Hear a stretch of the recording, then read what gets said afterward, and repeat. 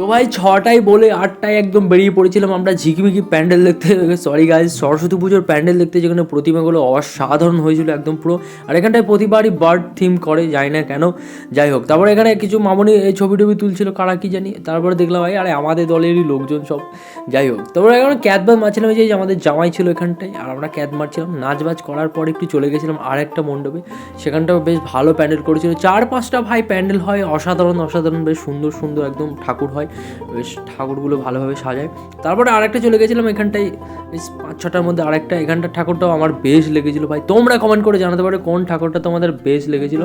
তারপরে এক গাদা ভিড়ের মধ্যে চলে গেছিলাম একদম লাস্টের আগেরটা, সরি, তো যুবসংঘর এখানটা, এদের ঠাকুরটাও বেশ একটু অ্যাস্থেটিক করেছিল। তারপরে ভাই আমরা চলে গেছিলাম ফুচকা খেতে, যেটা ভাই একদম পার্লামেন্ট, একদম পুরো গেলেই তো ফুচকা খেয়েছিলাম একদম পুরো সবাই মিলে। তারপর এই প্যান্ডেলটা তোমরা কমেন্ট করে জানাও তোমাদের কেমন লাগছে প্যান্ডেলটা, এটা ব্যাপক করেছিল এবার, যাই হোক। তারপর আমরা ঠাকুর বাকুর দর্শন করি, তারপরে আমরা খিস্তি খামারি করি নিজেদের মধ্যে।